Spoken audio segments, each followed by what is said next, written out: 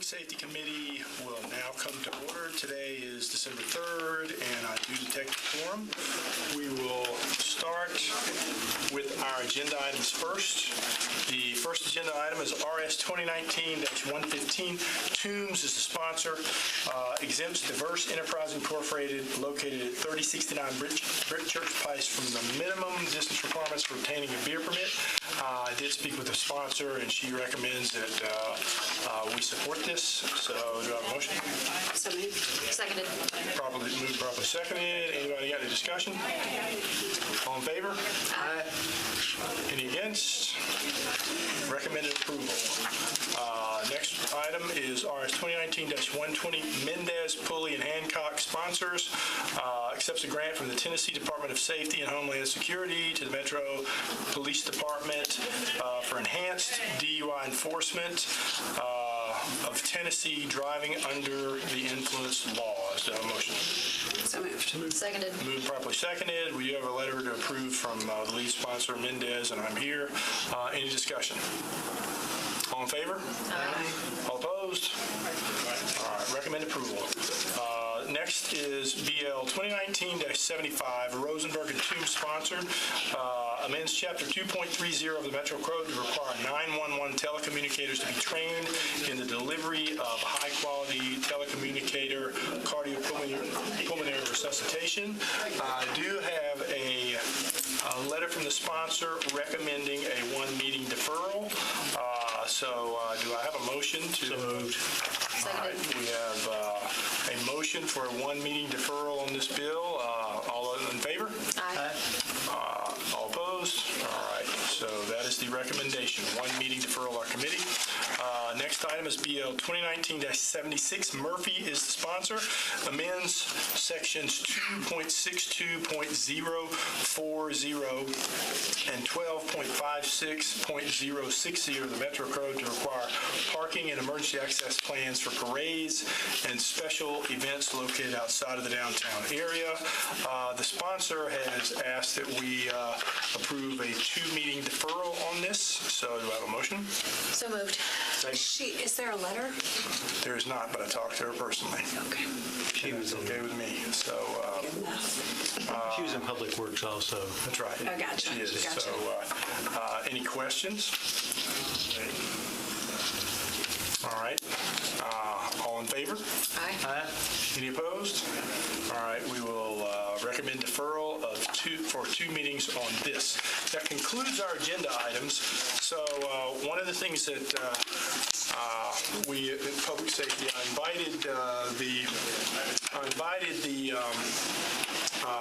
juvenile court office over. Kathy Sinback is here representing them because we have a great concern in the community.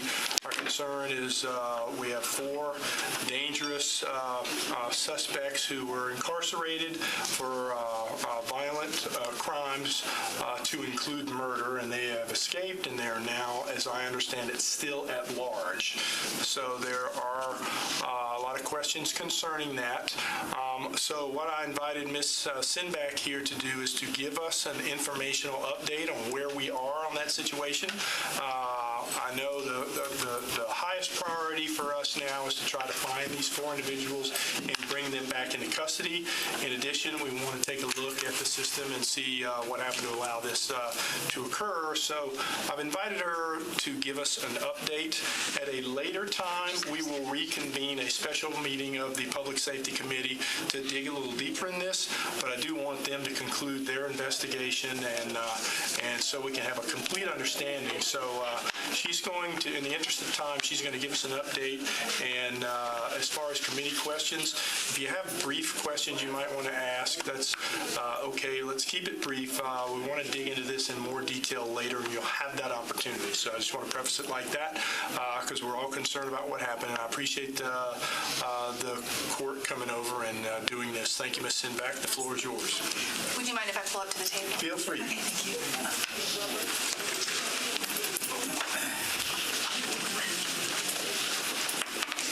Hello, everyone. Thank you, Councilman Pulley for inviting me to be here today. I wish it were under better circumstances. If I look tired, it's because I've been up since Saturday night. We found out on Saturday, unfortunately, too late, and everyone else found out too late, that four juveniles escaped from our facility Saturday night. They escaped about 9:44 p.m. The contract agency that runs our facility is Youth Opportunity Investments, and they were responsible for keeping these youth safe. They failed to do so. The youth escaped, as most of you probably know by now, through an elevator out an unsecured area of the building, through the main public area of the building, and out the front door. Because of a number of either terrible errors in judgment and oversights, or potentially inside job. We don't know that yet. The Police Major Crimes Division is helping us investigate. They've come in. We're cooperating fully.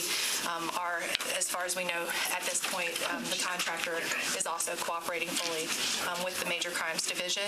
They did not notify us until after approximately 42 minutes. It said 35 initially in the police report, but I think after some further investigation, we've determined it was about 42 minutes after the youth actually left the building. And so at 10:22, our contractor finally contacted 911. Our contract very clearly says that in the event of an escape, they are immediately, as soon as they suspect an escape, they are to call 911, and then they are to notify others, contract monitor, et cetera.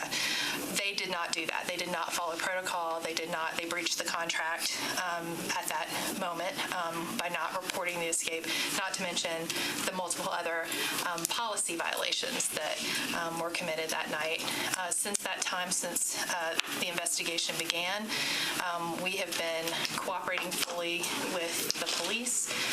They obviously, I don't want to speak for them, but they have put tremendous resources into this investigation, both from the Youth Services Division, the Juvenile Crime Task Force, which we work very closely with all the time. They're our partners on probation searches, and we know them well. They've also, worked with, they have other agencies that are assisting, and now Major Crimes has come in and is investigating the internal part of how did this happen? Was there any involvement by our contractor or others? Was it planned? And we, although we've released everything that's public record that we have been able to gather so far, and will continue to do so with full transparency, we found that the contractor's investigative report was insufficient. It did not answer all of the questions. And fortunately, Chief Anderson agreed and put the resources into doing a real investigation, a police investigation into how this happened, so that we can make sure that it doesn't happen again. I would be glad to answer any questions that you all have, either now or later, however you all would like to do that. Well, let me start by saying thank you very much for being forthcoming and being transparent, being willing to come in here and speak to this issue. Obviously, the statements that you made to us just now bring up some very deep concerns on our part. I don't know how deeply we want to really get into that right now, but again, I plan on inviting you and others back. As a question of clarity, you did say that Major Crimes with the police department is conducting the internal investigation into what happened right now. Is that correct? That is correct. Okay. So again, we're, obviously I'm concerned about what I hear, and I'm sure we are too. Again, I personally don't want to get in too deep to that. I will open it up if you have some brief questions. Anybody on the, yes? I'm curious about the contract group, what kind of training they get, how long those particular employees have been at this facility, and do you run trainings, escape training drills or anything as part of bringing this group Fund? So our contractor, YOY Youth Opportunity Investments, has been at our facility since 2015. They have a very good, very strong training protocol. They are overseen by the Department of Children's Services, Tennessee Commission on Children and Youth, and the American Corrections Association, the ACA, to make sure that their training is up to industry standard. They have passed everything with flying colors in terms of looking at their training protocols and all of that. Everything is in place. The question of how did it go so terribly wrong? Why did all of these employees not follow their very set and trained protocols is the question. And I would say that I assumed initially that these would be employees who were brand new, because I know they've been trying to, they've had a lot of turnover, and they have a lot of new staff. These were not. The employees that were involved in this incident directly were longtime employees of the company who have clearly been trained. And we will be looking into all of that as part of our investigation. What does long-term mean? I don't know right off, but I know that when we were talking to YOI initially, we asked that question, are these rookies? And they said, no, these are seasoned employees. And the employee who was the supervisor has been with the company for an extensive period of time, apparently. Councilman Rosenberg, you had a question? Thank you, Chairman. Do you know if these employees came from other YOI facilities where they've had the problems with escapes? I do not know that. That is a very good question, and we will find that out. Okay, and are there other companies that do the same thing? And more foundationally, why did we outsource this instead of running this as a government function? So when we started in 2014, for at least 20 years, this has been outsourced. So that we were walking into an existing contract with G4S, Group 4 Secure Corps.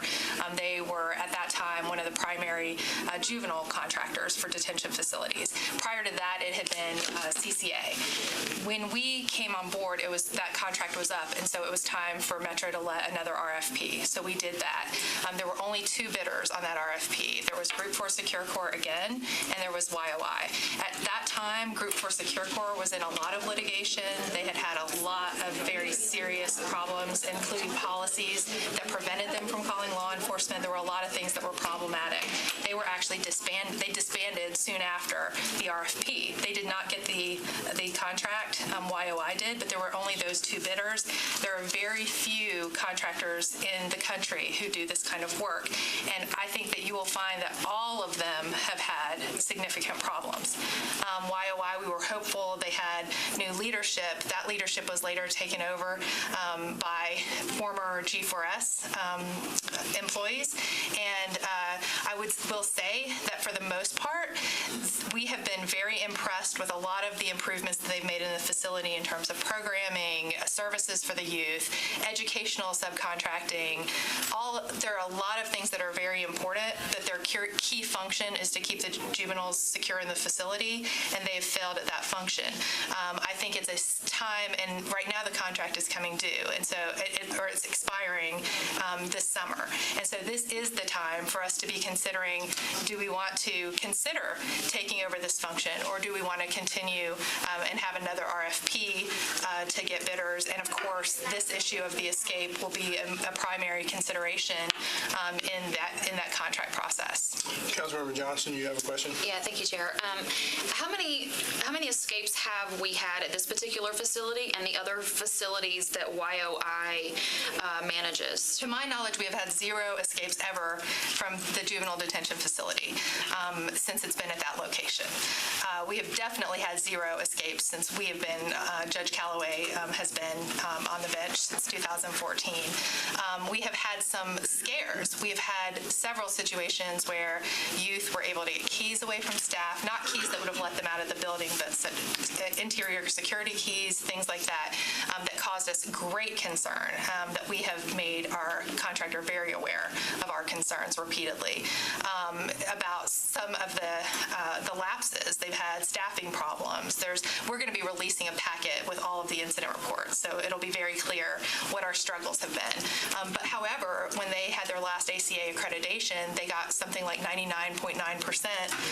They were, lauded by the accreditors. They've been lauded by everyone who's come in and done a facility evaluation, because out of a lot of bad facilities, we really are the best in the state, if not the country, currently with our programs and the policies and everything. We have some of the most just up-to-the-minute standards on our policies.